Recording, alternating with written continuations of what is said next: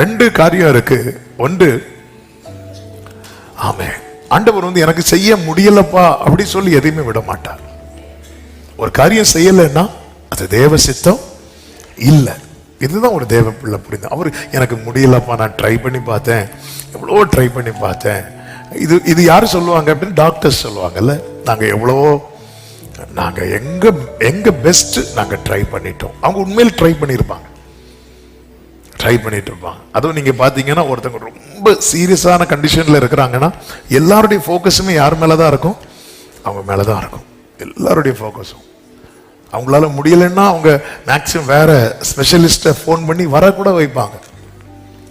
நம்ம இதுக்கு ரிஸ்க் எடுக்கணும் அப்படி விட மாட்டாங்க. ஃபோன் பண்ணி வெளியிலிருந்துலாம் வருவாங்க. சில முக்கியமான கேஸஸ்க்கு ஃபாரின்ல இருந்து கூட டாக்டர்ஸை வரவழைத்து இருக்கிறாங்க. அப்ப அவங்களுடைய மேக்சிமம் ட்ரை பண்ணுவாங்க. ட்ரை பண்ணி அதையும் தாண்டி போகும்போது சாரின்னு சொல்லிட்டு போயிடுவாங்க. ஆண்டவர் வந்து அப்படி கிடையாது. ஆனா சில நேரத்தில் ஆண்டவர், ஏன் ஆண்டவர் இதுல இந்த டிபார்ட்மெண்ட்ல நீங்க கையை வைக்க மாட்டேங்கிறீங்க அப்படின்னா ஆண்டவருக்கு அதை குறித்த வேறொரு சித்தம் இருக்கும். நமக்கு அது தெரியாது. பைபிள்ல தெளிவா அதை குறித்து சொல்லப்பட்டிருக்கிறது. மறைவானவைகள் கர்த்தருக்குரியவைகள்.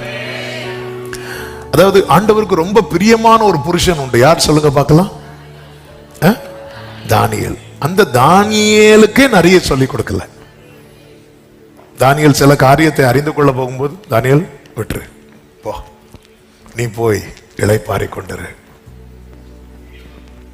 அப்ப எல்லாருக்குமே, அதாவது இயேசுவே சொன்னாரு, மனுஷகுமாரன் வரும் வேளையை பிதா தவிர வேறு ஒருவன் அறியா. அப்ப சில காரியங்கள் வந்து உள்ளதான் நமக்கு புரியாது.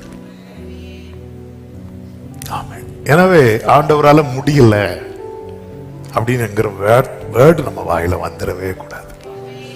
ஆண்டவர் செய்யல, அவ்வளவுதான். ஆண்டவர் செஞ்சிருந்தா முடியும்.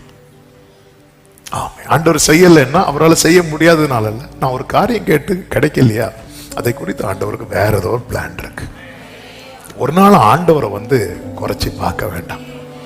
நம்ம என்னதான் பூரண சுகம் பெற்று வாழ்ந்தாலும் மேக்சிமம் உலகால தான் வாழ போறோம். ஆமே, உங்க மனசு 120 சொல்லது கேக்குது. ஆமே, மேக்சிமம் அவ்வளவுதான் இல்ல. அதுக்கப்புறம் யாரதான் போய் பார்க்க போறோம்? அவ்வளவுதான் பார்க்க போறோம். அதனால வாயில வச்சிரு சும்மா இருக்க, நாளே அங்க போய் நிக்கணும். காட்ஸ் பிளான் வந்து நமக்கு தெரியாது. ஒரு விஷயம் புரிஞ்சுக்கோங்க, நம்மை குறித்து நம்மையும் கன்சிடர் பண்ணி நம்மை குறித்து வேற ஒரு பெரிய பிளான் வச்சிருக்கிறாருன்னா